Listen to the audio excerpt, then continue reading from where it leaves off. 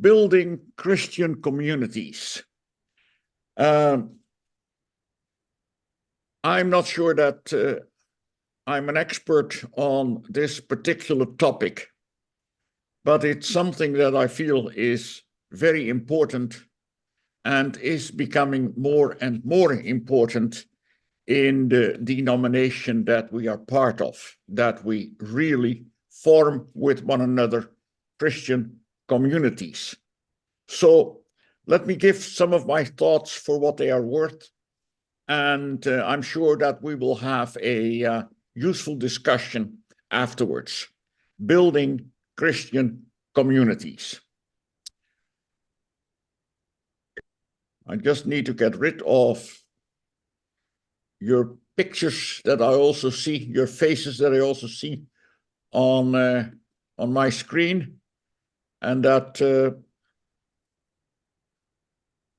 make it impossible to see all of my, yeah. Okay, community is an important concept. That is one of the three presuppositions that I want to start with. And today, the aspect, the element of a community is different maybe from what it was in the past. So communities do not just fall from heaven. They do not just create, emerge by themselves. But one of my presuppositions is, before we start, is that it requires effort. We must want to build communities. And that is what we're going to talk about this evening, this afternoon.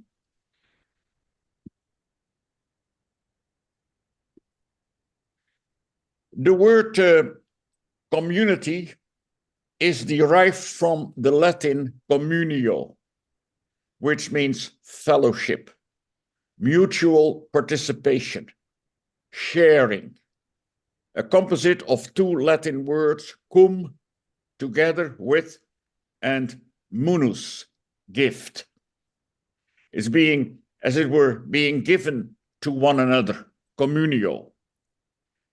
We find the word community in particular in an Eucharistic association. We talk about the communion service. The element of community is very vital in there.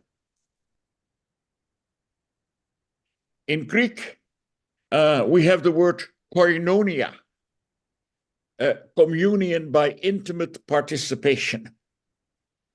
When there are two words in Latin, communio versus societas. Societas is society. The words are very similar, but communio is much more intimate, is much more being connected. You find the same difference for those of you who know German. There is a difference between Gemeinschaft and Gesellschaft. Gesellschaft, society, Gemeinschaft, being together, having something in common, community. Community may have different meanings. We can talk about geographic communities, neighborhood, suburbs, villages, towns, also larger regions. Then we have communities of culture, ethnic communities, special needs communities, and of course, religious communities. The word community is also used in a biological context, having living organisms in a given environment. And nowadays, of course, we often speak of virtual communities. And I suppose that is, in a sense, what we are this afternoon, this evening, a virtual community. Although I hope that it goes beyond just being a virtual community. And some of these meanings may well be overlapping. We are going to talk in particular about the concept of a faith community, And I would like to define that in this way. A faith community is a group of people who share the same particular set of religious beliefs and are joined together by particular forms of worship, usually a gathering in a specific place of worship. Now, with this definition, sharing the same particular set of religious belief, I do not intend to imply that we think in everything, in every detail, exactly the same, but there is a communality of a certain set of beliefs. And we are joined together, usually in a specific place of worship and by having particular forms of worship. A faith community. The question is, of course, is that the same as a church? It has to do with one another. But the word church has so many different meanings. But let's say that in some sense, the faith community is equal to church. But if we go that way, then in what way is a faith community a church? Are we talking about the local church? Is that the faith community, or can we also apply it to a national church, the church in a particular country, church worldwide? That means, is it the same as what we would call a denomination? Is that the same as a faith community? Are we thinking in particular of the visible church, those people that actually show up in a church worship, or are we thinking of all those who belong to the body of Christ? Are they in some sense part of a faith community? And when we talk about that community, do we perhaps also want to include believers of the past, even though they are no longer with us? Are they still part of that community? How do we use the word faith community in connection with being a church?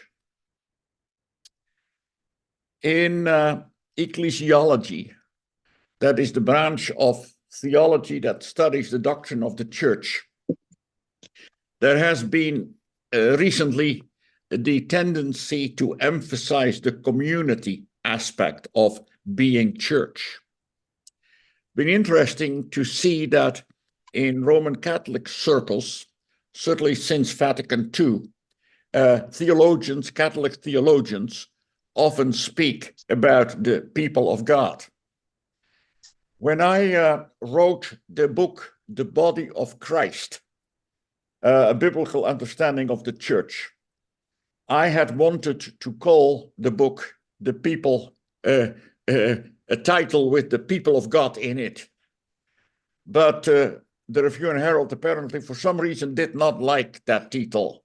Apparently, they thought it sounded too Catholic.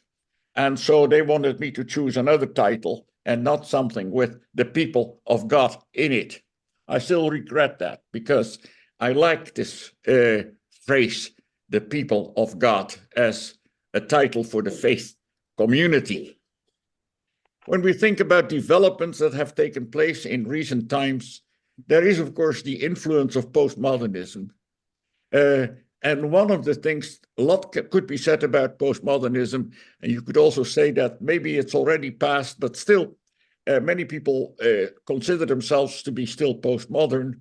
And one of the elements of postmodernism is that there is still place for religion, but very little place for the institutional church. And that has certainly an influence on how we think about church. It is not just in the first place, the institution that we are talking about.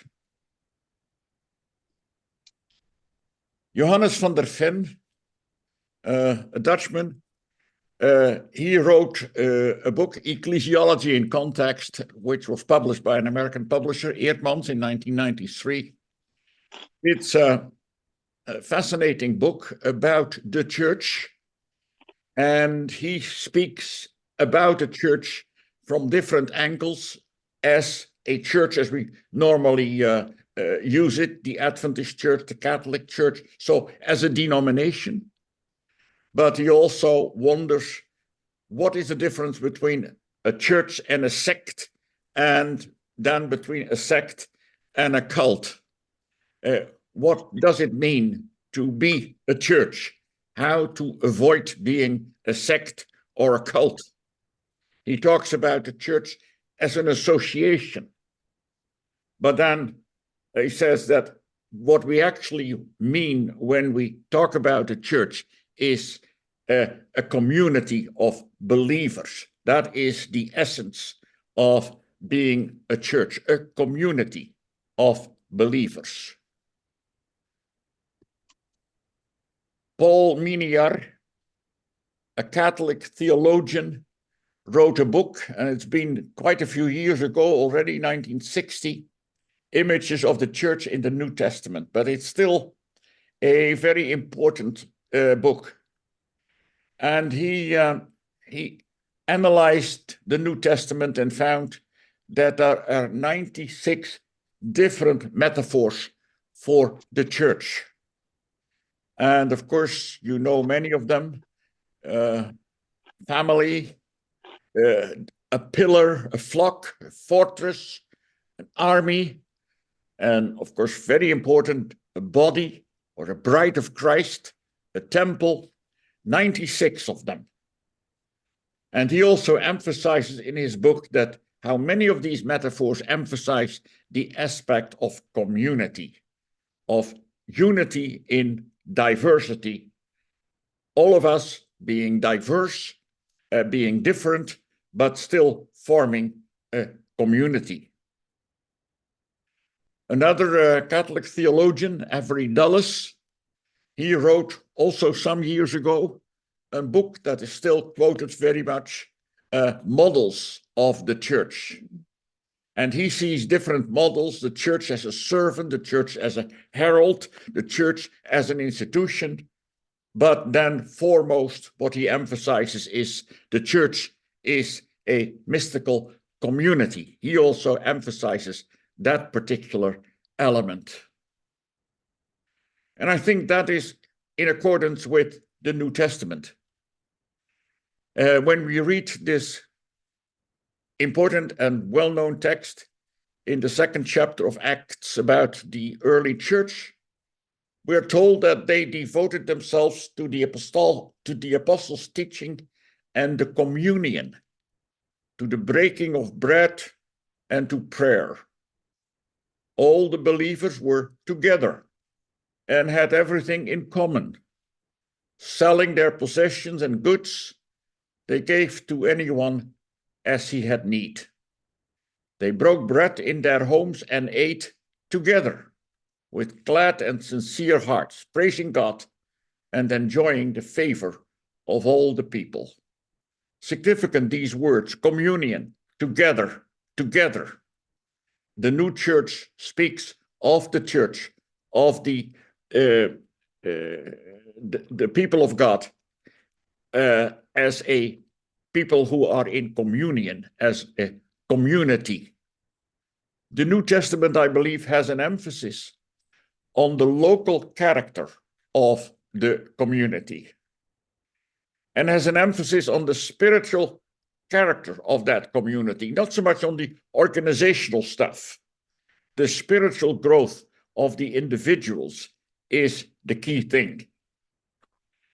Faith celebrations, that is about what it is to be church, to be the communion, the community of believers, together, the Eucharist, entering in that community by baptism.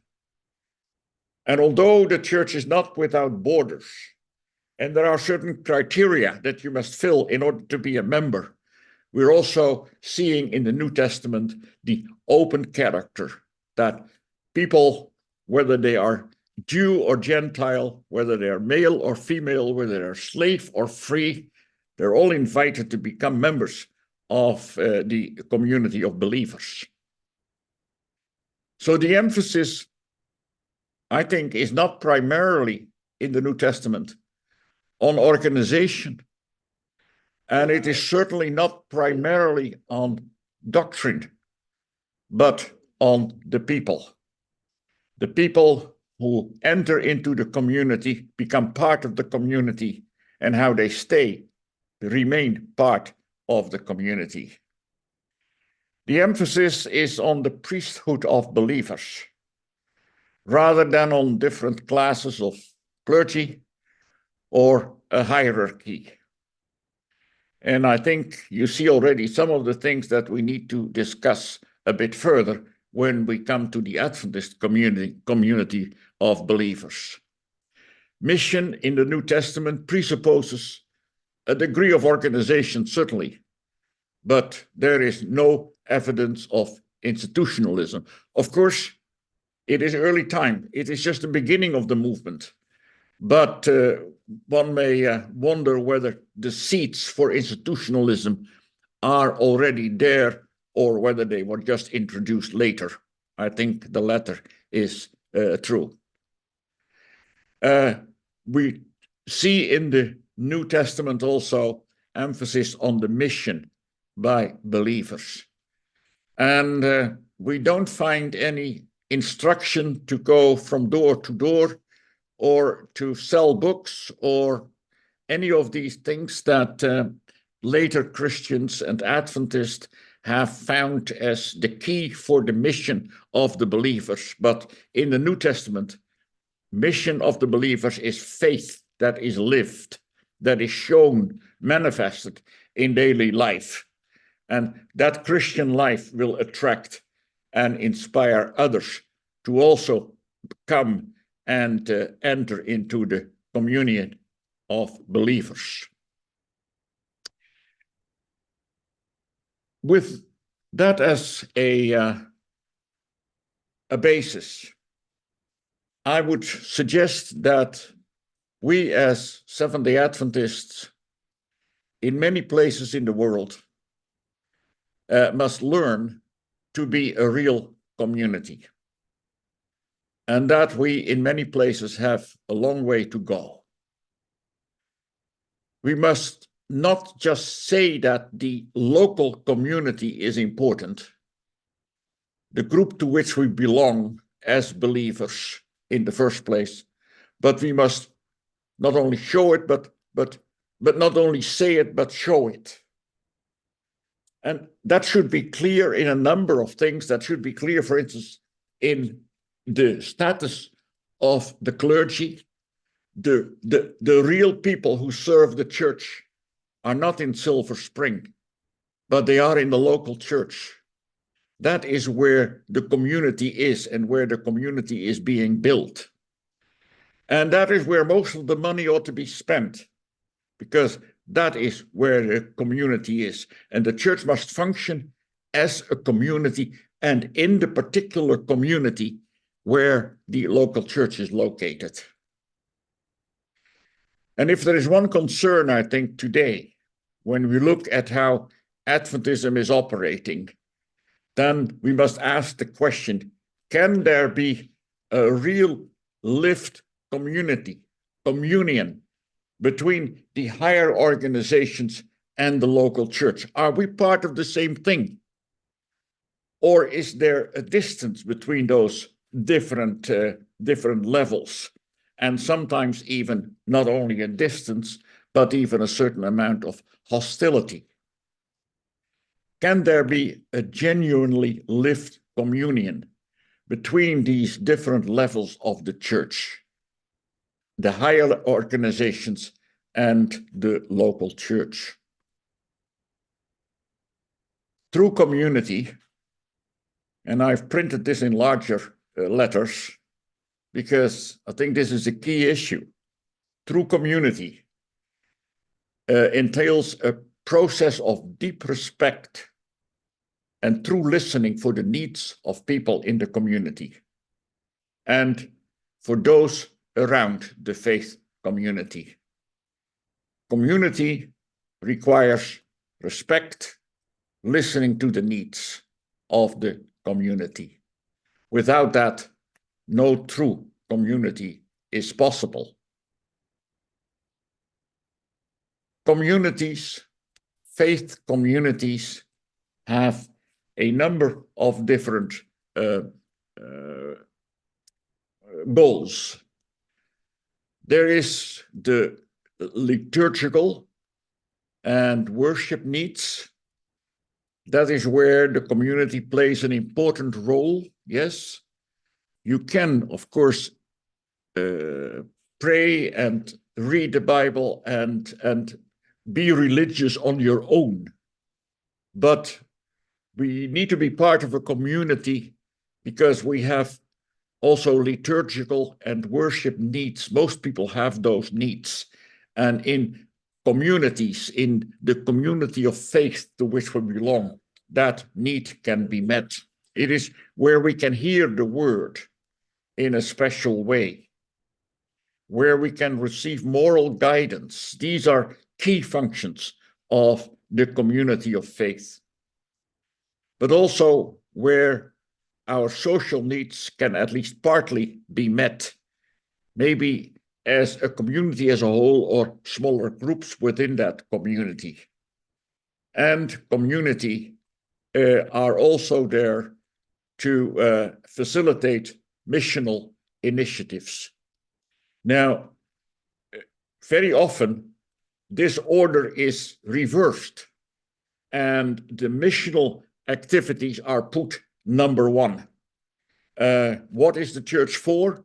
Then we are told the church is for mission. That is also in many of the so-called mission statements. That is number one.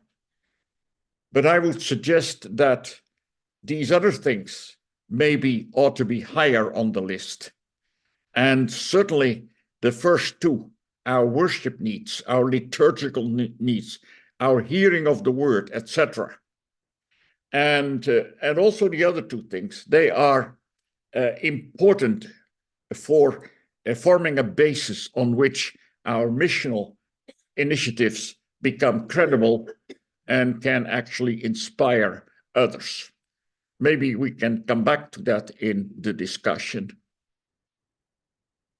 The Adventist community faces a number of challenges. We have developed from a movement to an institutionalized church. And that is maybe one of the most significant things that has been happening to our church, to our denomination. We started as a movement without any or without much organizational interest. In fact, some of our early pioneers were against having any kind of organization. And strangely enough, that group, that movement that was against organization has developed in one of the most highly institutionalized and organized denominations that we have in today's world. We have developed from movement to institutionalized church. And now the question is, can we maybe now develop further and become a real community? Maybe there is a shift needed in our focus from more vertical to more horizontal. Vertical, the higher organizations, church, conference, union, division, general conference, to more horizontal, the churches together and their role in the societies where they are. Is there perhaps too much emphasis on aspects of institutionalism, hierarchy, globalism? And this certainly, I think, is a concern for many of you who are in this group tonight or this afternoon. The stress on uniformity of doctrine, the creation of ever more policies, the focus on specific methods that need to be followed through all over the world. And then there is the issue of control. And many of you will probably have seen that there was an important meeting in Silver Spring this past week, the so-called spring meeting. And some things were discussed there that indicate that the leadership of the church at the highest level want to have further control on what is happening in the church, in particular in the educational institutions. That is not the language of community. That is the language of something else. We must ask ourselves how we can go back from that, return from that, and allow and stimulate more plurality, diversity. And on the basis of this, I think we should actually give higher priority to the topic of ecclesiology. What is the church? And when you look at what has been published by Adventist publishing houses around the world, then you find there is very little actually on the topic of ecclesiology. And I think my book has been one of the few books that have actually been printed as popular books about this particular topic. But this is important. What is the church? And the element of community is, I believe, extremely important. Why should we emphasize the aspect of local communities? Well, I think there are a number of different reasons why we should do that. The biblical mission mandate does not talk about establishing institutions and about establishing organizations. But in the first place, it's a very individual kind of thing. Go, teach, baptize. And then these baptized members are gathered in local communities. That is what the New Testament seems to suggest. And that is the model that is demonstrated by the apostles. And that is what we see in the book of Acts and in the New Testament letters. The apostles, Paul in particular, he is writing to the believers in Rome. He is writing to the believers in Corinth, to Ephesus, to the people in the region of Galatia. It's not, and of course, it is the early beginnings of the church, but it is to local communities that the apostles address themselves, apart from just a few short general letters. And it's in the book of Revelation, which was written towards the end of the first century, that we see that the book is sent to 7 different churches in Asia Minor. And that also suggests that is what a church consisted of.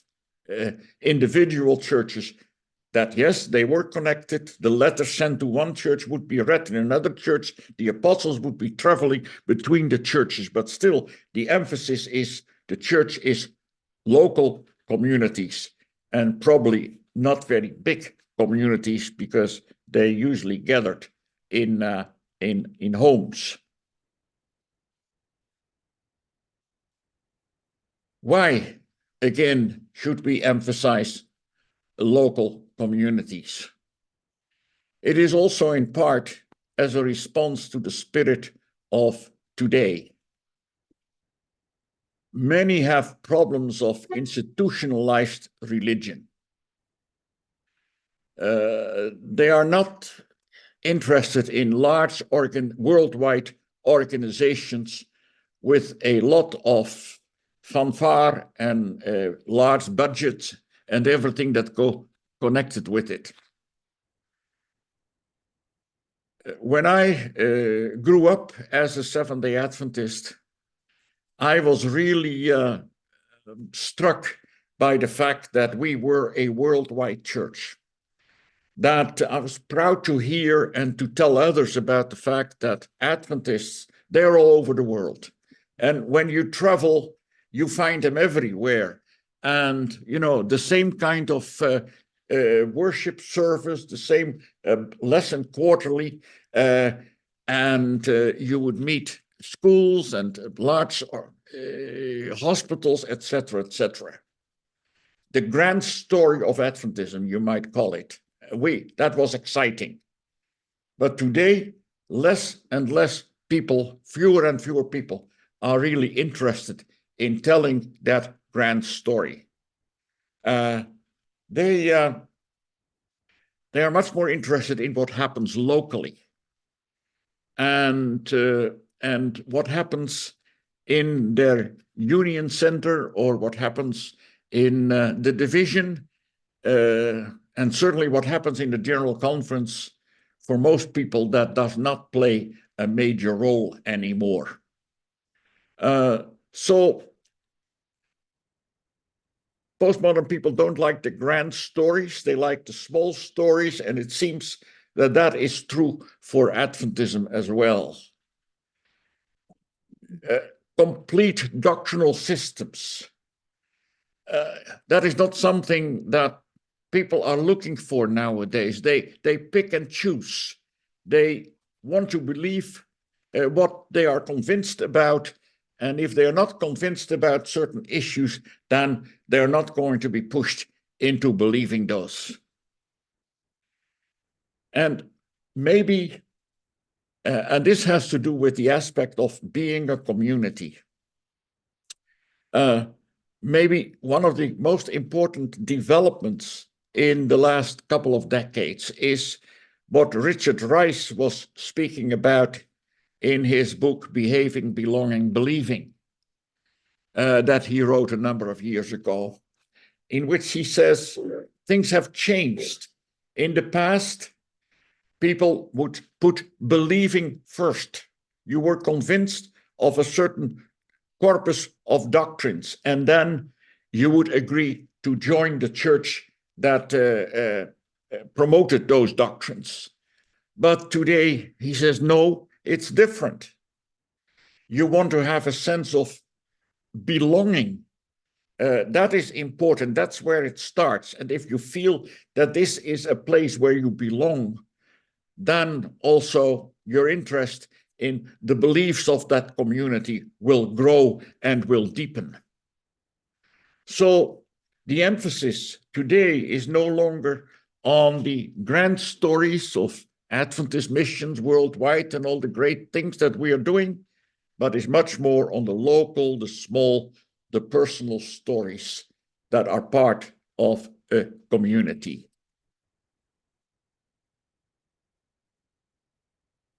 We can only be a growing church as local communities grow. Now, it seems that the church is still growing by leaps and bounds in particular areas of the world. But we see certainly in the Western world that that is no longer the case. And that most of the church growth in the Western world in the last decade or two has been by migration. But I saw a significant statistic just recently saying that even in South America, where the church is still growing significantly, although there's also lots of people who have left the church, and there has been a correction in the statistics of the church. And in one of the division, I think they took about 1 million people from the books in recent years. But what I saw this past week, I think it was, is that in the last 10 years, the number of young Seventh-day Adventists who have left the church in South America is larger than the number of young Seventh-day Adventists who have joined the church. Now, if that statistic is true, then eventually there will no longer be a healthy church growth also in that particular part of the world. What is important, certainly in the Western world, and I believe increasingly so elsewhere, is that local communities must be healthy and must be growing, must be attracting people in order for the church to grow. And growth is thereby not primarily numerical growth. Yes, numerical growth is important. And also in the New Testament, we are told that the church was growing daily, and they were counting the numbers. But it is not primarily, and it should not be an obsession. And when the East Africa Division is now saying that they will want to add another 2.5 million members in the next 2 or 3 years, then you may wonder whether that is a very healthy attitude toward church growth, because growth for a Christian is not primarily just adding numbers, but is primarily, first of all, spiritual growth. Local church, and that's an important principle, is the whole church. Since it has the whole Christ, it is the whole church in a specific place. It is not just part of the church, it is the church. Of course, there are other churches as well. There must be a bond between local communities, but they are not part of the church, they're all the church. And I recognize there must be a denominational machinery to facilitate and encourage this process of church growth. But we need to approach it differently from how we have often done it. This is somebody maybe I should not quote, but then some of you may not like Ratzinger, the previous pope, who is now he is deceased, but Ratzinger, he said some very striking things, and actually he wrote a few beautiful books about Christian doctrine, about Christ. But he wrote, for the early Christians, the first and predominant meaning of the word church was the local church. The local churches were not the administrative centers of a large organization. They were the living cells in each of which the whole mystery of the one body of Christ was present, so that each was simply called ecclesia, church. Well, he may be a Roman Catholic, and we may not like the Roman Catholics too much, but I think here he says something that we should be able to fully underscribe. The community of believers, the church. Let's not forget that it is not our project, but it's God's project.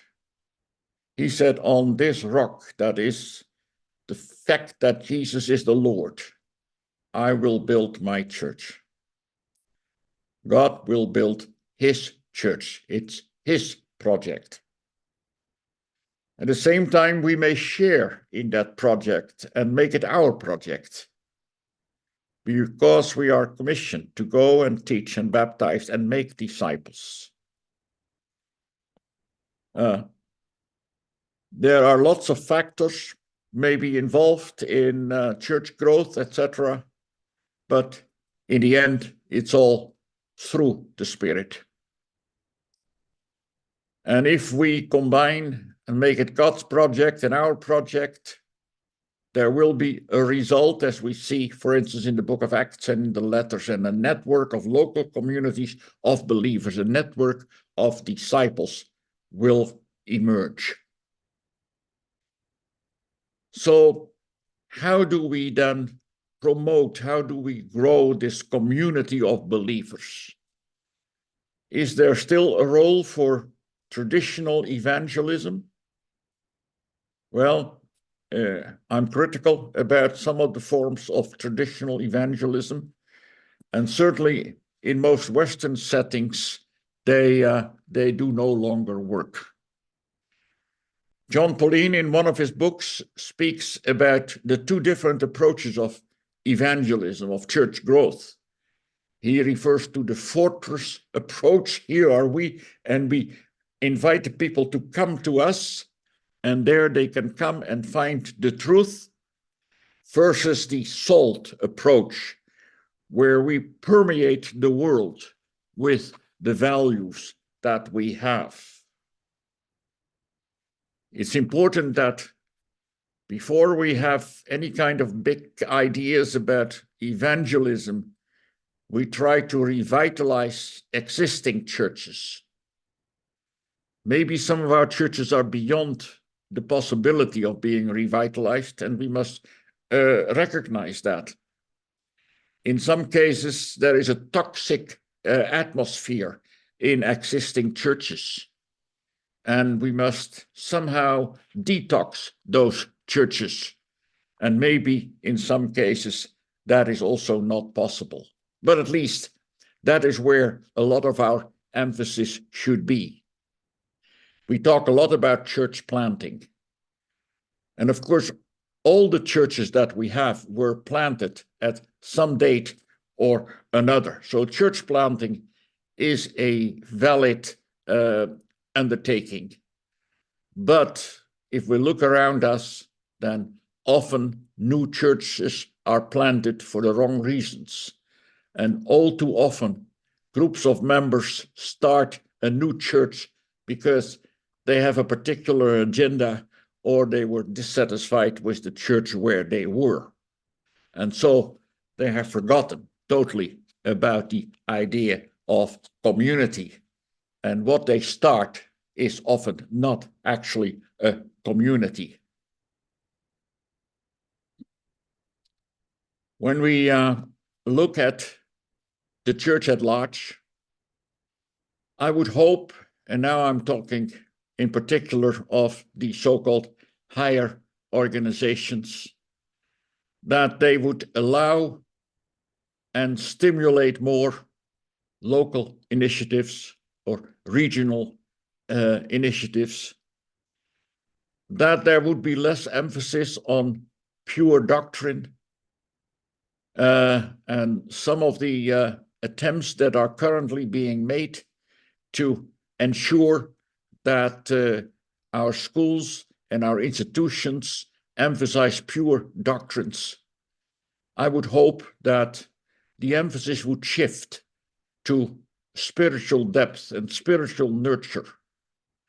And it seems that in some of the things that were also discussed at the spring meeting, there is actually a fear that the Spirit will do his work. And we talk about spiritual formation, and other terms are used as if there is only danger when people become too spiritual.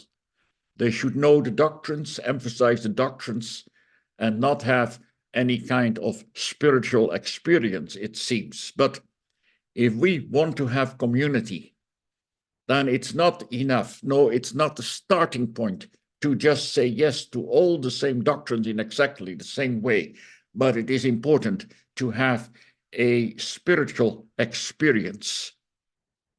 The church at large should facilitate, not prescribe missional methods. We should be building, participating in open, inclusive, welcoming communities. But issue number one is that we should be, wherever we are, a warm, welcoming church. And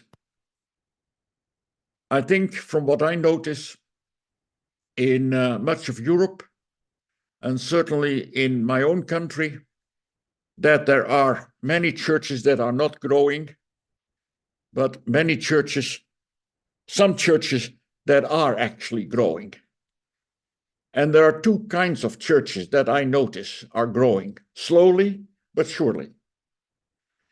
One is there are some very conservative churches that are growing. They attract people that are not happy where they are. They feel that the three angels message is not preached as it should, that the end time message is not articulated as it should, that Mrs. White is not quoted as often as it should. And so they become attracted to some of these very conservative churches, and these churches grow. But there are also some churches that do grow slowly but surely because they simply are nice, welcoming places.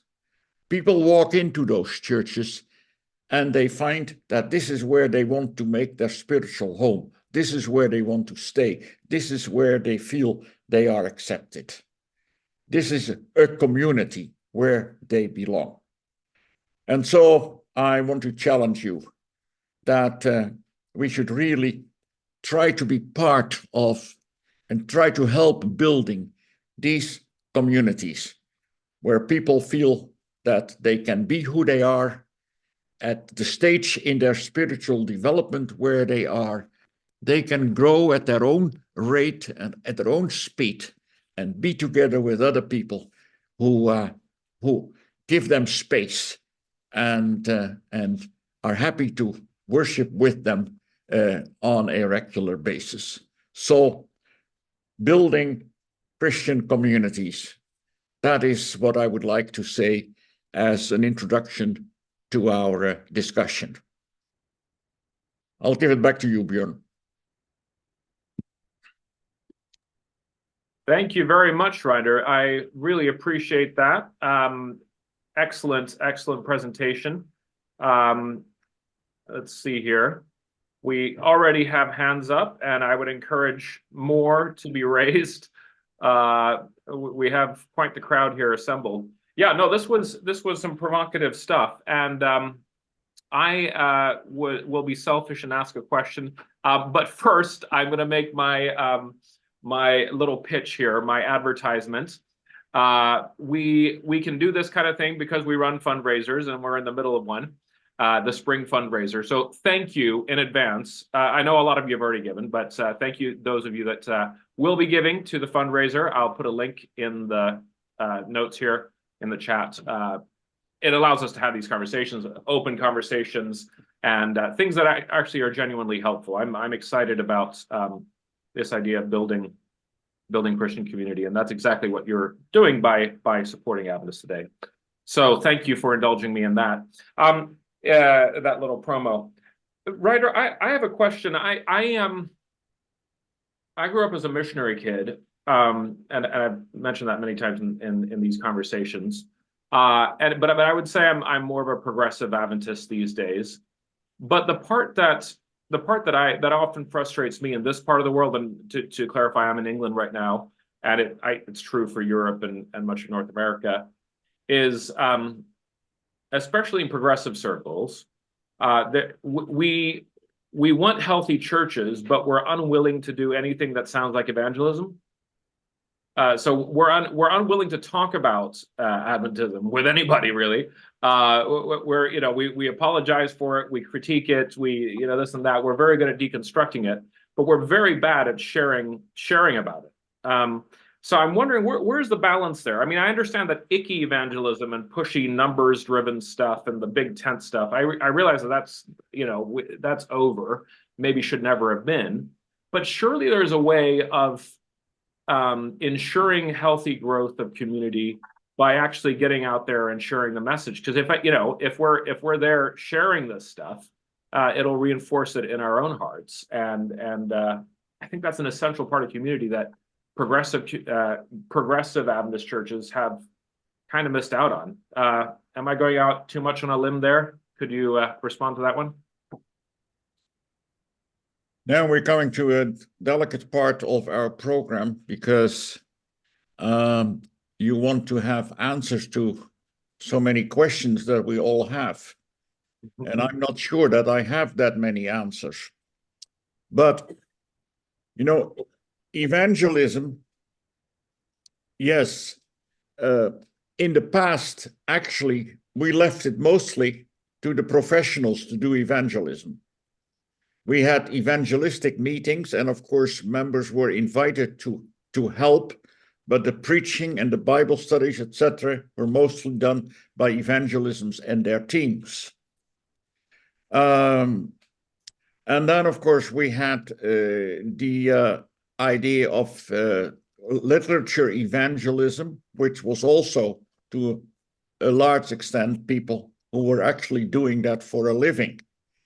So the missionary outreach in the past was, I think, if we're honest, not so much the individual member that would be involved there.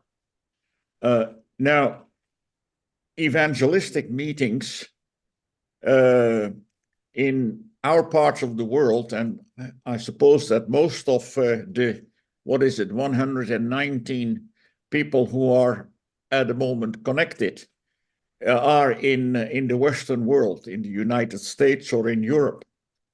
And evangelistic traditional outreach may function to some extent still in immigrant groups in the church, even though there also is a significant change, because in many places we are going to second and third generation immigrants, and there is the same problem that we see in the more indigenous parts of the church.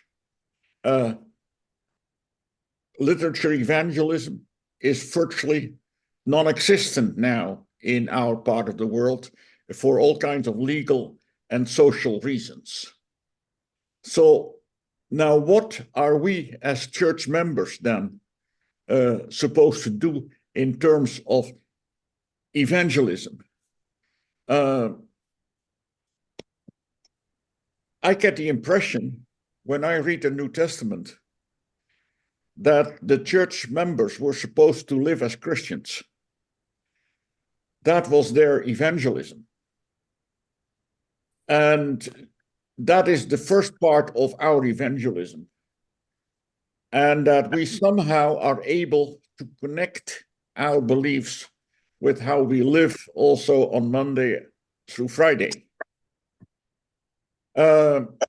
It has become easier to talk with other people about our faith, and it has become more difficult.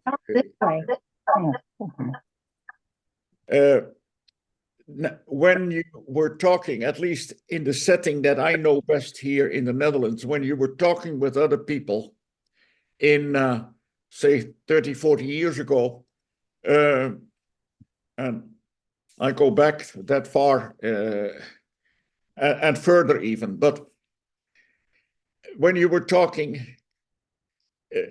people had their opinion, and you had your opinion, and you wanted to be right, and they had their arguments and wanted to be right. And so there was a discussion that was sometimes not even very edifying, but it was about the truth, who is right. Of course, nowadays, when I say I'm a Seventh-day Adventist, it does not, well, in most cases, the people say, what is that? They have no idea what it is.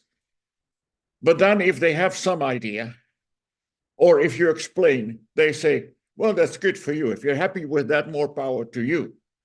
But, I have some other ideas, so, I'm happy with those. And so, well, this is the whole idea. You have your ideas, I have my ideas, and that's okay, and let's leave it at that. So that makes it very difficult.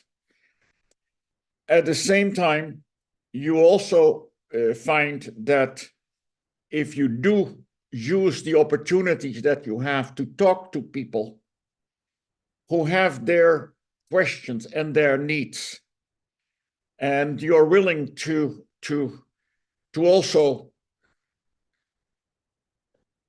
say something about your questions and your needs, then a discussion can emerge, can exist.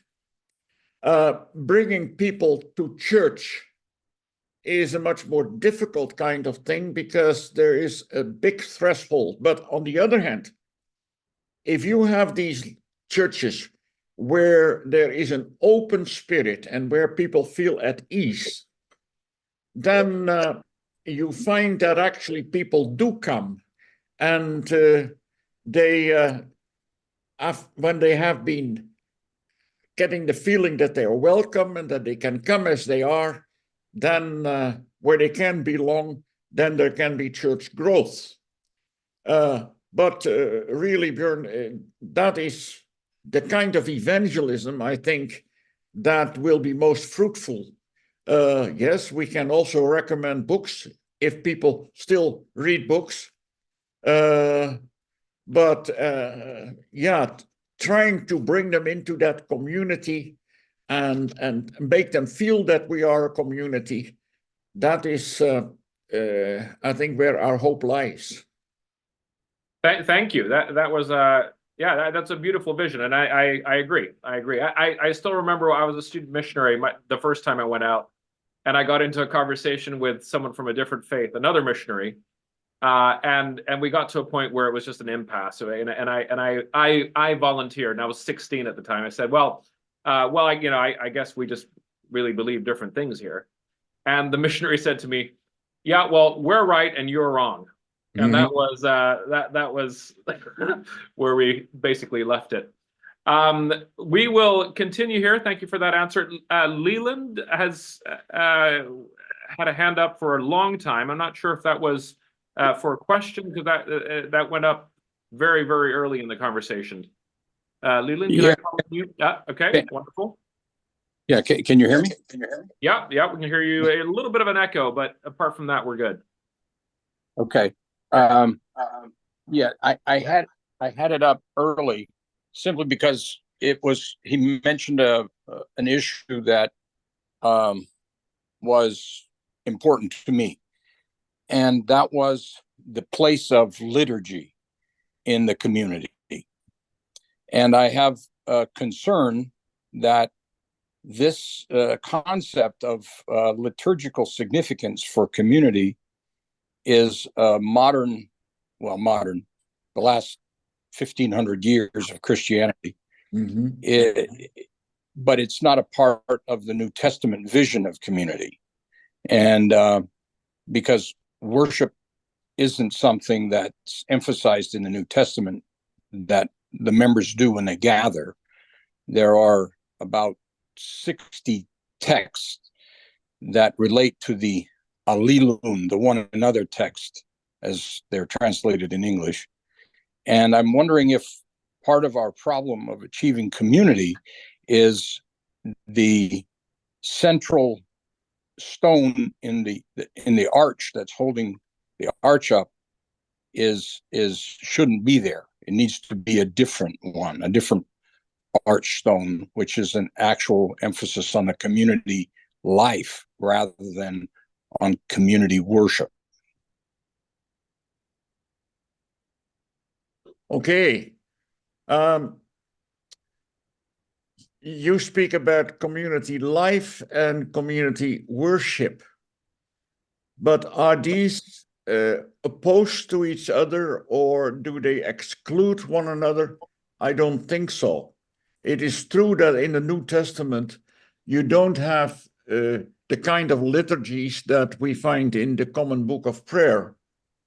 You don't find many of these things that developed later on, but there certainly is a sense of worship.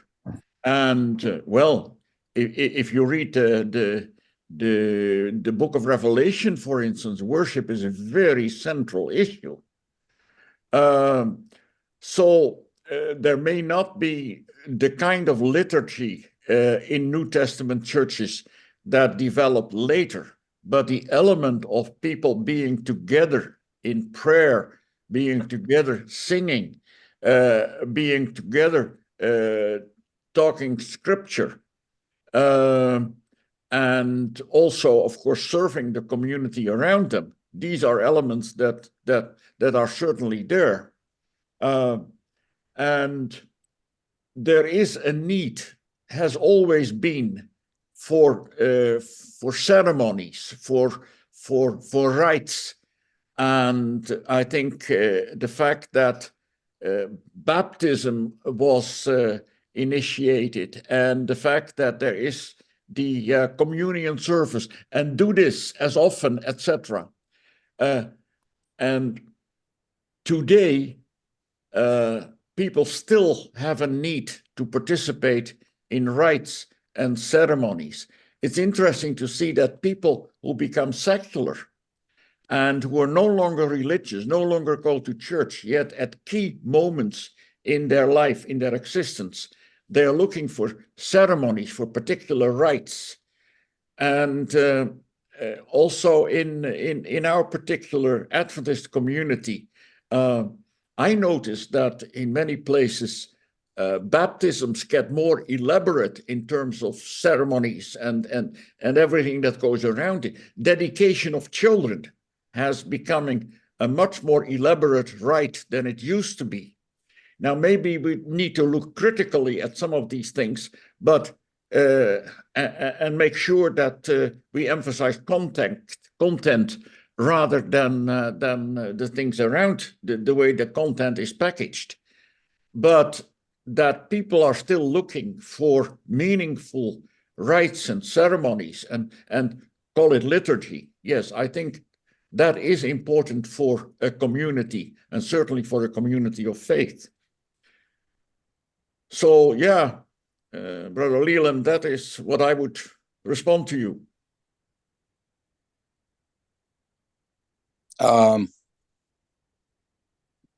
If I might continue just a moment, I'm not trying to be difficult or a problem, but it seems to me that there is a significant difference in the nature of what happens when the community gathers. If they gather for a ritual, those of us who have been pastors, I think, will be sensitive to this issue. Because if you gather for a ritual and then that ritual is changed, the participants that have come for the ritual are focused not on each other, but on, oh my, this is the way I'm used to having this occur. Mm-hmm. And it changed. Anytime there is that kind of thing, it takes the focus away from the individual participants and places it on the ritual. It's interesting to me that and you mentioned the rituals of baptism and communion, which are the only two, possibly foot washing, in the New Testament.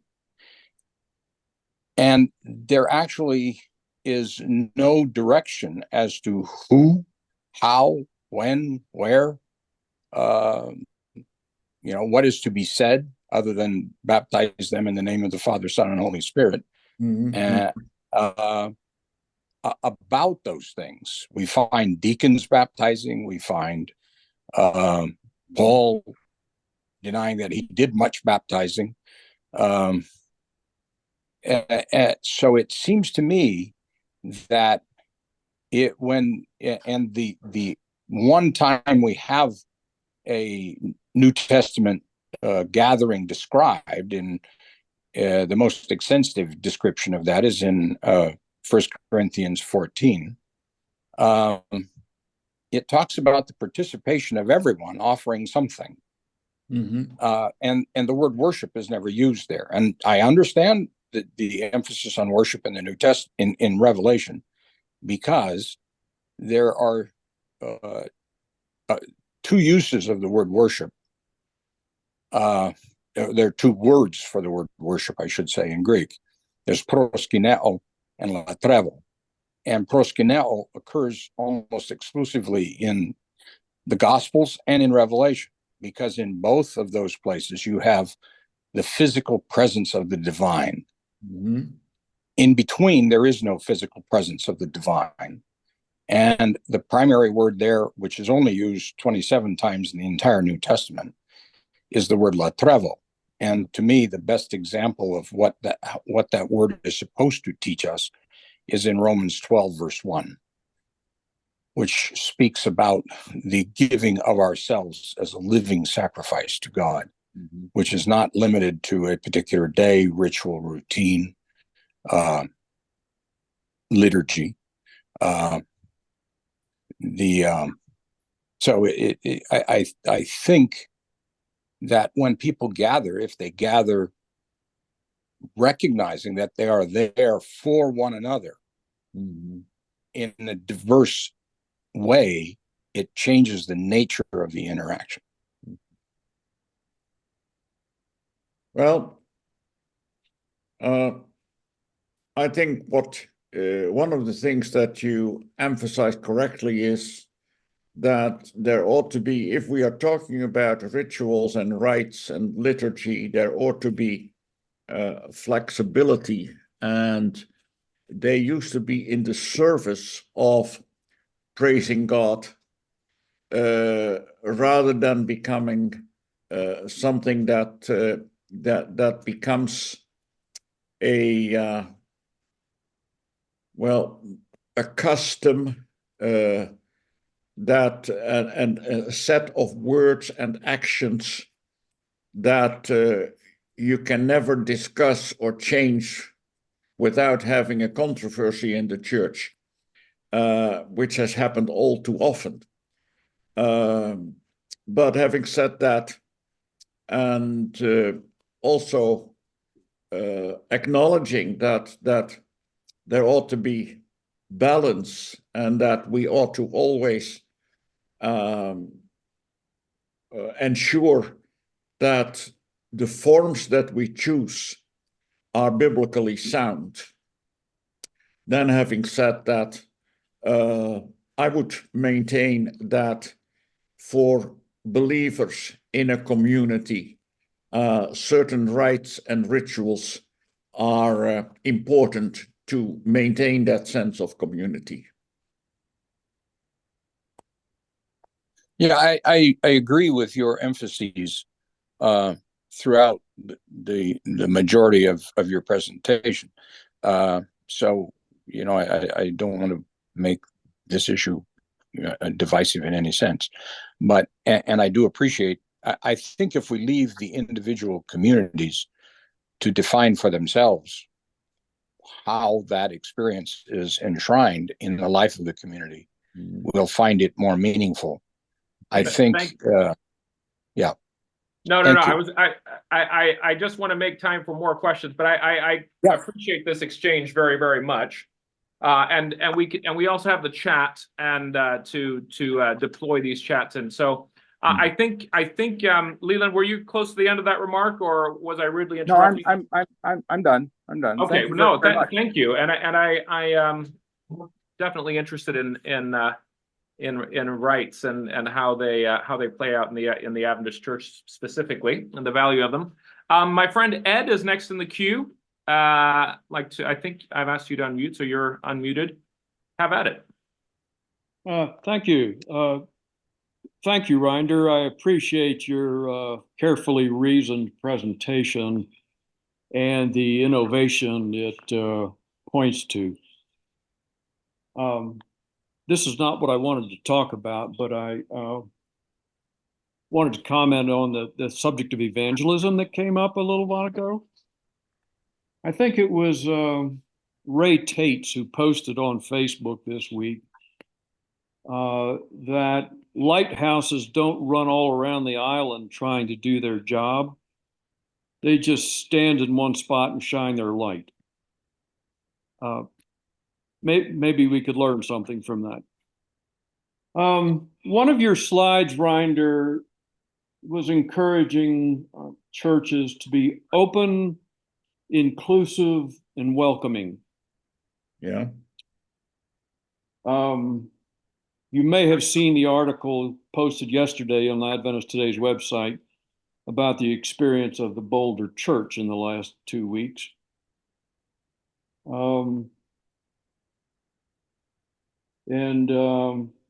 It has to do with the issue of open, inclusive, and welcoming. Because in a business meeting, our church voted, I'm a member of the Boulder Church. We voted to take into membership a man who is in an openly gay marriage. The conference responded by saying, "You fix this or we will disband your congregation."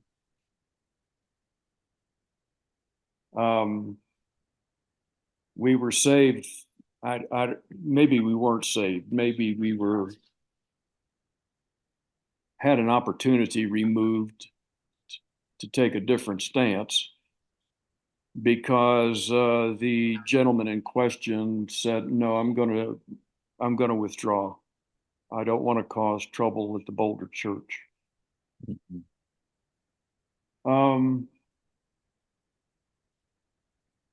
This is not open, inclusive, and welcoming.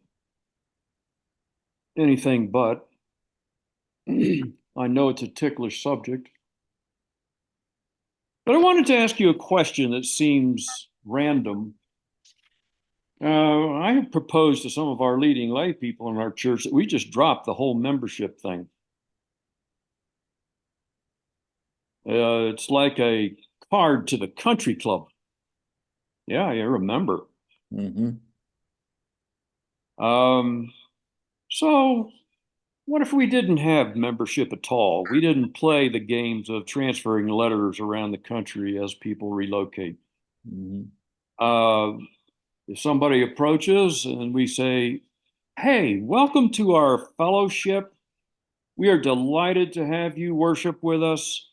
If you'd like us to add your name and contact information to our database by which we communicate with our fellowship, we'd be happy to do that and look forward to seeing you next week." And that's it. And instead of measuring membership, we actually measure attendance. I looked recently, I think it was the 2022 General Conference Statistical Report, with some roughly 22 million members and roughly 8 million in attendance every week on the average.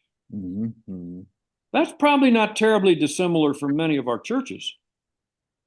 The Boulder Church itself has over 600 members, but we have an average attendance of about 150 or so right now.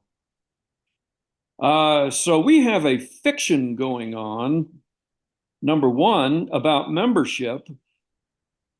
And number two, it'd be pretty hard to say to people, you can't go to that church if they're not members. It's the membership thing that gets in the way. So I'm just curious what you think about that. Why do we even have membership at all? All right.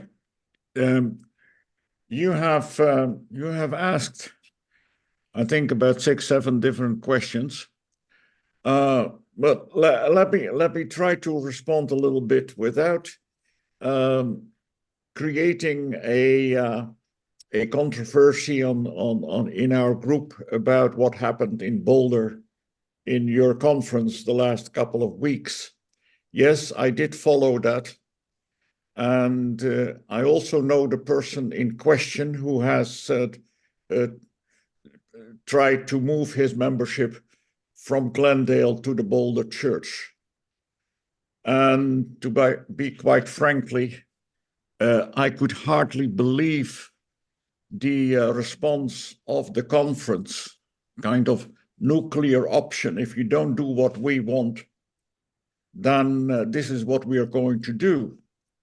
And I wondered what kind of pressure maybe had been applied from on high on the conference president. And but it goes to the heart of what we are discussing.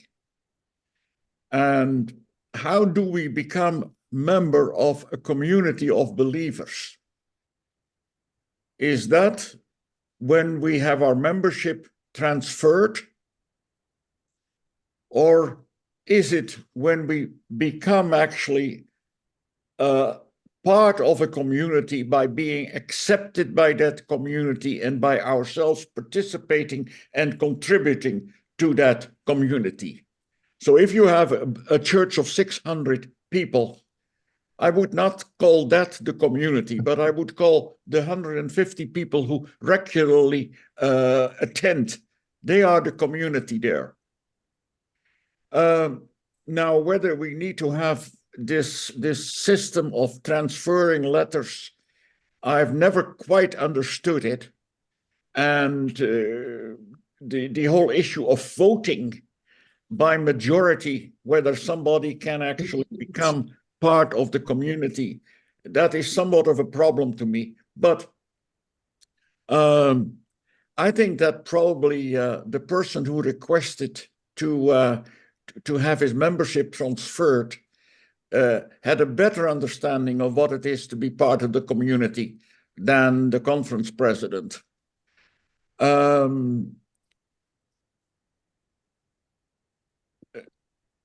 The question that, of course, has been raised is inclusive. What does it mean? Can everybody just be part of the community? Can everybody become a member if you still want to use that category? Or are there certain borders?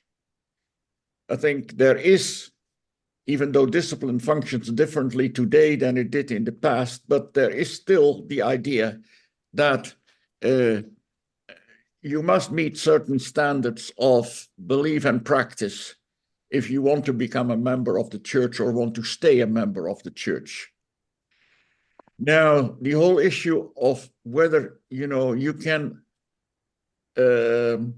invite gay people and gay people who practice their sexual orientation, whether they can be members of the church, that is an issue that different people answer differently.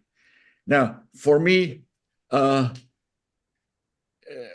would say a gay person is more than welcome. He has not chosen his orientation, and I know that opinion is not shared by everybody, but I would hope that if somebody comes to my local church and says, I'm gay, but I want to be part of this community, that we would say, you're very welcome. Yeah, this is something, of course, that is an issue not restricted to the Boulder Church, but it is throughout the Western world an issue that we somehow need to solve in a better way than we do today. And trying not to get too far into this topic and away from the topic that we are discussing, but we have in our church been able to deal with the issue of divorce in a pastoral way. We have not changed our stand with regard to the principles involved, but somehow worldwide we have found ways of dealing with it in pastoral ways. And I wished that we would, when it comes to the LGBTQ, etc., all these letters, when it comes to that issue, that we would first of all be able to try to solve that in a pastoral rather than in a doctrinal way. But yeah, inclusive means inclusive.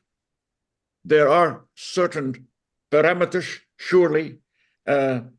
If somebody really denies core values of what we stand for, of course, he doesn't really become a member of the community. He is an intruder, or she is an intruder.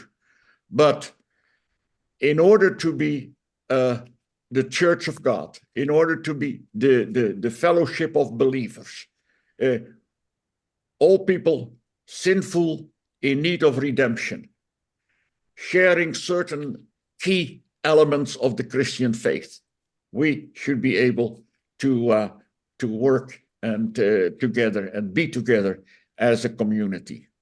Now, have I lost my thread?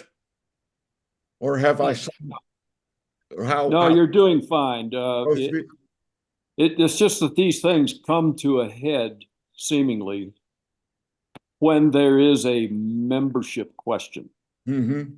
Yeah. which is a formal thing in our denomination. Mhm.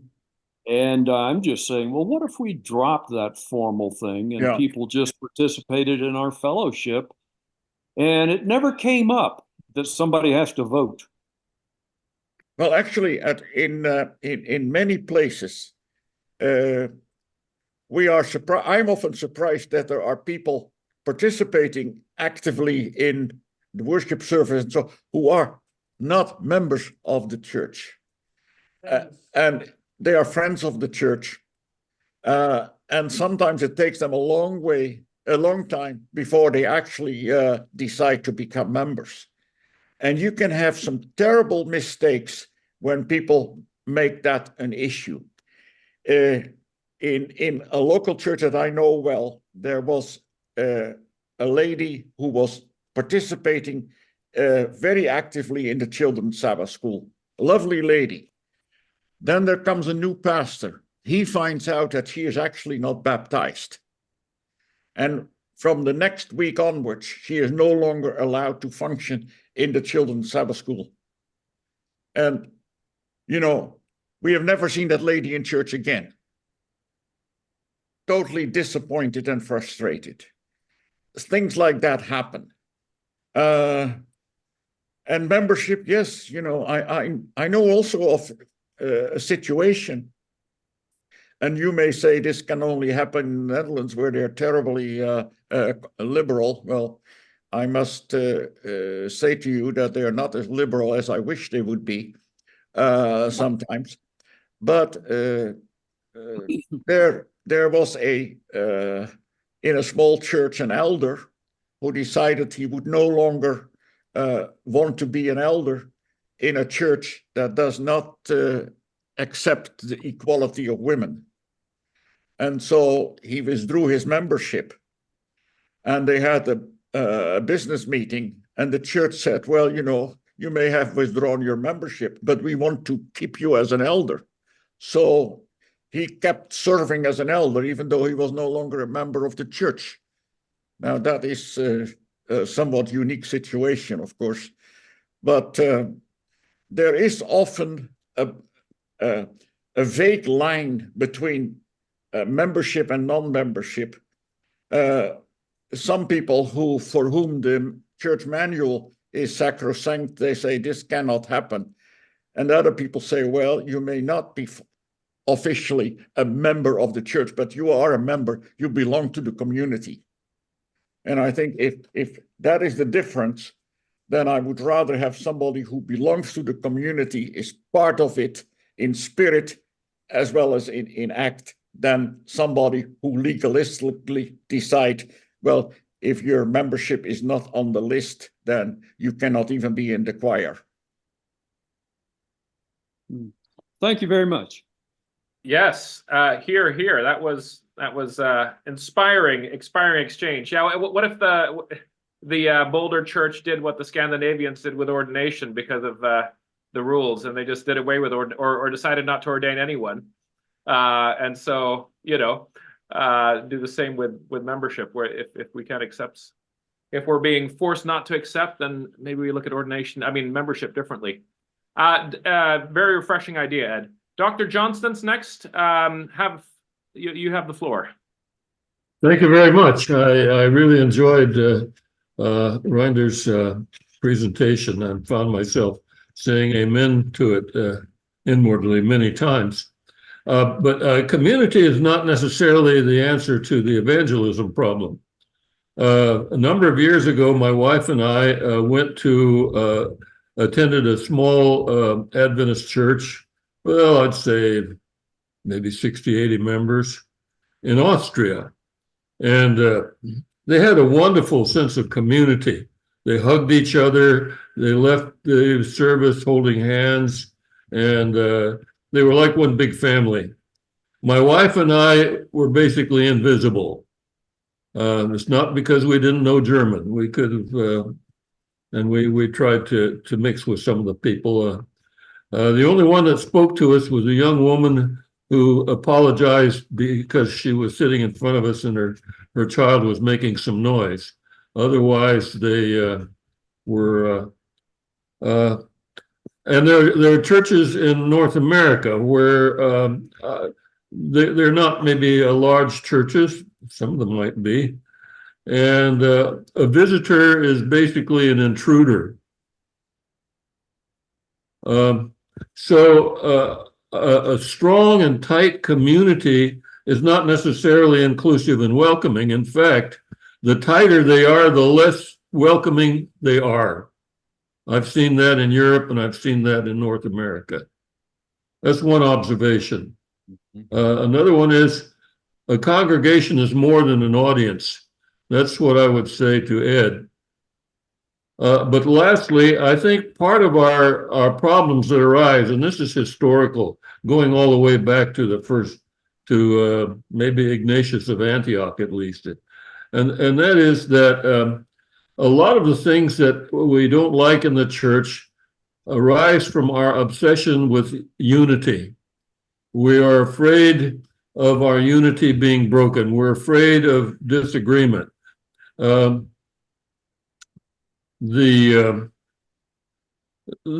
whole concept of heresy and of disfellowshipping people and so forth over doctrinal reasons goes back to the fact that there were some people who called themselves Christians that embarrassed us. We didn't want to be associated with them, some Gnostic people that were libertine and so forth. And so we have a dilemma there. How do we maintain unity, and how much unity do we need to maintain and still allow freedom? Those are two observations. Well, it's good to see you and good to listen to you. Yes, I have been to churches with the same experience, that you come and you're even a small church, nobody greets you, nobody takes any notice of you. And that has been true in quite a few times in visiting various places. So I know exactly what you're talking about. Also in some larger churches, Afi and I, we attended some church in North America, and we were trying to sit somewhere, and then we're told that we couldn't sit there because that was somebody else's seat. And then we tried another place, and that was somebody else's seat as well. And then the third time that happened, and really by that time you're ready to walk out and say, well, we'll go somewhere else. And sometimes I wonder whether it is just social inability to deal with visitors, especially when they don't speak the same language. There may be that element. And of course, you want there to be a certain balance. You don't want a situation either that 25 people jump on you when you're a visitor. But yes, you want to feel that they like you being there. But it's in the Adventist DNA to put, it seems, a line between us. We talk about Adventists and other people are non-Adventists. That is very significant that we would refer to other people as non-Adventists, as if that defines them. But yeah, churches need to learn, and maybe we ought to be more proactive, need to learn to deal in a pleasant way with people who visit them. Well, this morning when I preached in our local church, there was a lady that I didn't know. And it seems that she came for the first time last week. when of course I was away in Germany, but I was told that she was there last week and she had come back because she liked it last week, and I noticed that during the coffee pause, that is an important part of being community, that you eat and drink together. And for a Dutch community to function well, it would be almost impossible to do so without drinking coffee. But when we had our coffee together after the sermon, after the service, then I saw that she was part of the group and was not. They were not all jumping over her, but some people were talking to her, and she apparently felt at ease. So I think that in that particular, I was happy to see that, but not all churches are able to actually do that, and must learn that, because that's part of being a community. Yeah. The other thing, yes, the obsession with being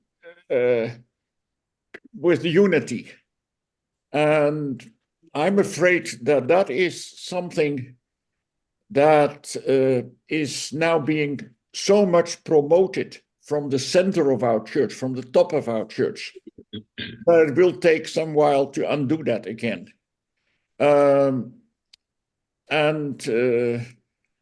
I don't know what at the moment what we can do at the more local level, I guess, is emphasize again and again that actually, with all our diversity in the church, and there is fortunately quite a bit of diversity, but even those that are on, well, maybe on the far right, but who are quite away on the right, even those, and even those that are quite away on the left, and everybody in between, if you analyze, then we all have many things in common.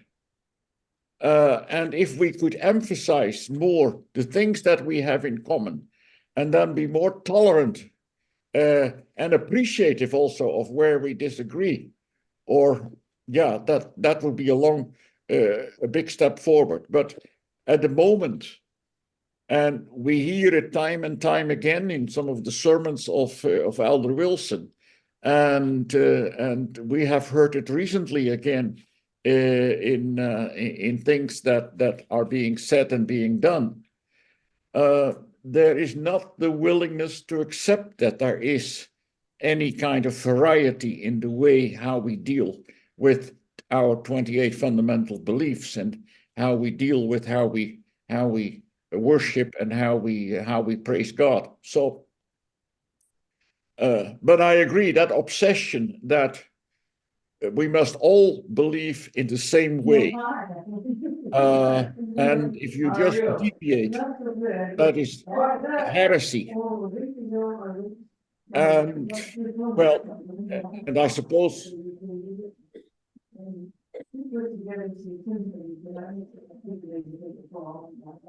Thank you. something is happening here. I think I figured it out. Sorry, I muted somebody. Okay. What was I going to say? I got distracted too, so I don't know. Yeah. Okay. I think yeah. That was excellent. Horace Alexander was next, and then he somehow dropped out of the queue. Are you still you still got something for us, Horace? Yes, I'm still here. Okay, it must be my screen. So anyway, oh, there you are. Okay, you somehow got transferred to the lower right, which is strange, but okay, yeah, let's hear the question or comment. Thank you, Reinder. I always appreciate your insights and your perspectives on these issues.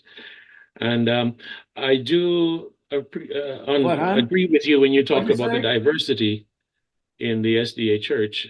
Nell, what'd you say? Are you hearing me okay? Yes. Yeah, I'm trying to figure out whose mic is on. Oh. It was Ed. Was it Ed? Okay, I'll find Ed. All right. Yes. I am sensing an increasing polarization between the conservatives and the liberals, the progressives and those who are insisting on orthodoxy. And what I'm thinking is Jesus warned against pouring new wine into old wineskins. And Judaism proved inflexible to any kind of reform. And therefore, Christianity emerged as a separate entity from Judaism. I'm wondering if there are some lessons that we as a Seventh-day Adventist church today can learn from what Jesus is warning against.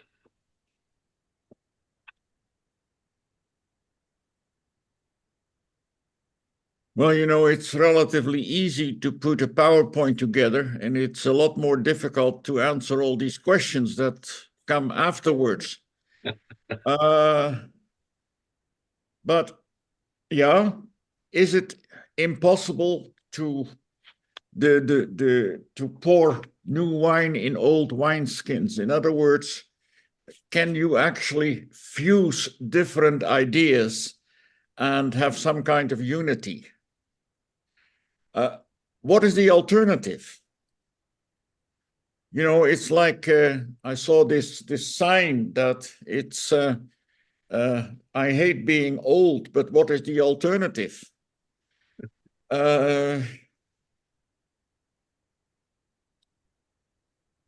If you know, some people would think that maybe it's time that we separate into two different denominations. But that wouldn't solve it. Once you start going on that path, you will have many more separations, because it's not like there is one Orthodox bloc and there is one liberal bloc. It's much more complicated than that. And these words are not very helpful anyway, liberal and Orthodox. So, you know, from my Dutch perspective, we had a large group of Calvinists, of course, in the Netherlands, and they were first part of the Dutch Reformed Church, and then they separated, and we had the Christian Reformed Church. And then these Reformed churches, they separated in probably about 10 to 15 different denominations. And the Dutch Reformed, they stayed together, but they had different modalities. And in actual fact, they were like separate denominations, still somewhat attached to one another. And once you start on that path of keeping doctrine pure by separating, well, even among the Baptists, you know, you have worldwide about a little over 100 different Baptist denominations. And Adventists, you have over 100, more than 100 Lutheran denominations worldwide. Adventists have been able to remain together to a much larger extent than most religious families, denominational families. We have had some secessions. Of course, there was the Reformed Adventists in 1918, and they still exist and have about 40,000 members. That's the largest group that went away, and we have some smaller groups. But we have really been able to stay together much better than most churches. So let's not give that up. And I think that if we had a different type of leadership in the church, and I hope and pray that that will come, where there is more tolerance and a greater attempt to talk together and emphasize where we agree rather than where we disagree. And also our willingness maybe to give up on some things that we no longer can defend. If that would happen, then I think being diverse would not be such a problem as it is today. But yeah, you know, I'm still hopeful that somehow the pendulum will swing back in our church again to a greater willingness to have different opinions and to be diverse. Well, I hope you've been given the gift of prophecy, Reinder, and that truly, yes, comes to pass. We, Ray and Bobby, I'm not sure which one of you has the question, but go for it. We're just a little admin thing. I think we're going to give it another 15 minutes or so because Reinder's, you know, had to get up and preach already today, and it's approaching 9:30 his time, or it's like 9:15. So if you have questions, now's the time to put that hand up. Over to Ray and Bobby. Oh, I thought you're still muted. I don't know why, because I did ask to unmute you.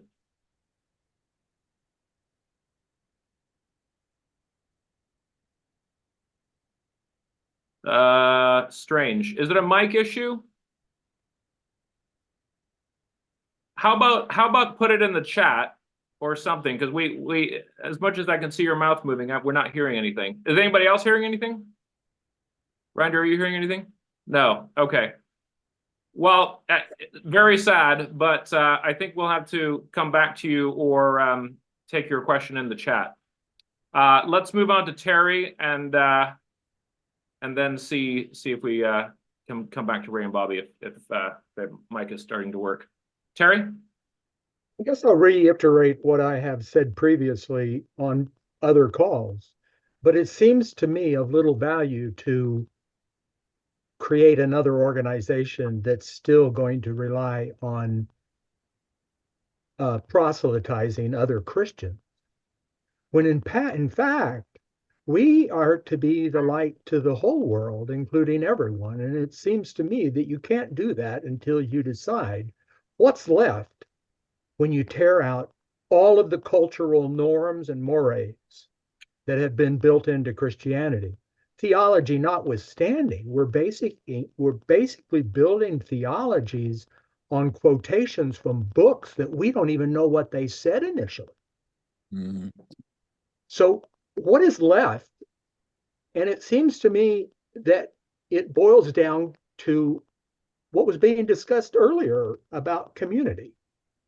Because if it is local and it's communal and it works for the people that are involved, who are we to argue that God's diversity that he created in this universe is not part of the master plan? It must be. It can't be an afterthought that just happened. So the whole issue of LGBT acceptance, of accepting people that have alternate lifestyles, accepting people that aren't even nominally Christian. What about the atheists that nonetheless do what the principles of Christology have told us about? The other religions got those same principles around or in a similar time frame historically. So anyway, restated, but I'm not sure that Reinder can, go there. I feel that we are hampered because much of the intellectual strength of the church is also bound financially. And it's a very difficult position they find themselves in. Mm-hmm. They can't really say give up everything, because to say that would deny how they're being paid today. Mm-hmm. So I give them a lot of credit for trying to, where they can, show love to the community, but we need something. We have been even ecumenism. I think you favor ecumenism, but the church is clearly against it, Mm-hmm. has warned against it. And Yeah. I think it is in order to keep us separate so that we're special. And we're not. We're just other people like everyone else. Well, I think you are really dealing with two major questions there. And one is, of course, who will ultimately be saved? and you're speaking about people belonging to other religions, atheists and Christians and so on. In the end, who will be there in the kingdom? And well, it's not our business to decide that, but I like that song that says there is a whiteness in God's mercy like the whiteness of the sea. So I think we'll be surprised as to how wide the gate is to the kingdom. But the other question is, and I mentioned that in my presentation, is how do we define the church? And that is the main issue of ecclesiology. What is the church? Is that the Seventh-day Adventist church? Is that God's church? Or is it rather a small part of the Adventist church, the remnant, after the shaking has been taken place, that remains, that is the true church? Or are other Christians also part of God's church? And can we see ourselves as being part of that church and having a special role within the greater Christian community? Now, I would think that is the case. And it would be arrogant to say that we, or some of us, are actually the people that God cares about in a special way, rather than about a greater Christian community. So, but that is a matter of how do we define the church? How do we look at that? And there are at least 6 or 7 different views of what the remnant is within Adventism. And but I'm afraid that, unfortunately, from the top down, it is especially that the uniqueness of Adventism, and then the uniqueness of Adventism when purified from all these wrong influences that are now penetrated in the church, that is what God is looking for. So, and I think that is a very arrogant stance to take, and a denial of very much real Christianity that is around us, and that is sometimes putting us to shame. Yeah.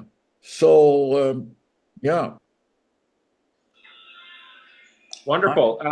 Let's see here. Someone's ringtone has just gone off, but I think Richard is next, and that might be the final question because I don't see any other hands. Just to say, Reinder, the issue of church discipline has reemerged in the chat. We love that topic as Adventists. So if you could address that in further detail before the end of the conversation, we would all love it. Richard, your turn. This comment may not directly be germane to our discussion, but I keep thinking about what happened in the early Christian church and what energized them and what drove them to evangelize the known world in just a very few years. And it was their passion for Jesus Christ. They didn't name themselves Christian, as I understand it. The name Christian was given to them because that was their main thing they talked about, preached about, and everything. And I think, I watched the spring meetings at Silver Springs, most of it. And I didn't hear a whole lot about just basic Christianity, a basic belief and trust in Jesus. And to me, it really seems like if we're going to be relevant in the world, we've got to find a way to live by the Spirit, through the Spirit, in a way that's contextualized for our time and place. And that, if we continue to emphasize things like the 28 fundamentals and orthodoxy and absolute uniformity, we've lost the battle.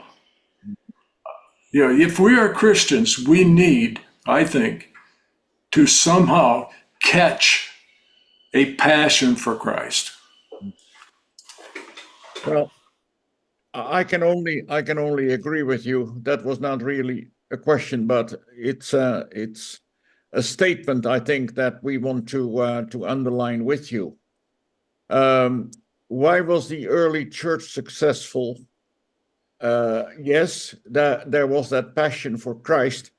I think that most people who studied early church history would also agree that somehow the world was waiting for something like Christianity. There were many factors that opened the way for Christianity, and we may hope, expect, pray for, I don't know what word to use, that somehow our Western world will also come to a certain, well, things will happen that will also make the message of Christ again more attractive, and that many people will more look for an answer in that particular direction. But let us be Christians first and Adventists maybe second. Something about discipline, Björn. Yeah. Discipline does no longer function the way it used to, certainly in the Western world. And some people would argue that the fact that we do not discipline enough is a sign of the superficiality of current Adventism, where everything goes, and so no more discipline. But discipline must always have a goal of helping people to actually find the right way again in their life and grow spiritually.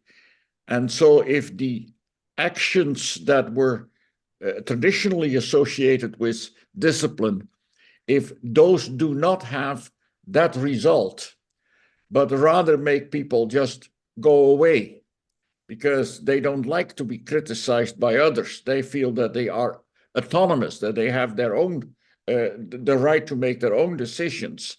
If that is done, if discipline doesn't do the job of helping them to grow spiritually, of returning from some of the things that they do or say, then we must look for other ways of helping that person. And then discipline in the traditional way, as prescribed by the manual, maybe is not the way to go. I don't know what else to say, Björn, about that, but no, it came up in the chat, and I think that's a very nuanced and thoughtful approach. I had a friend in Mauritius, or who was from Mauritius. I knew him in Bangkok.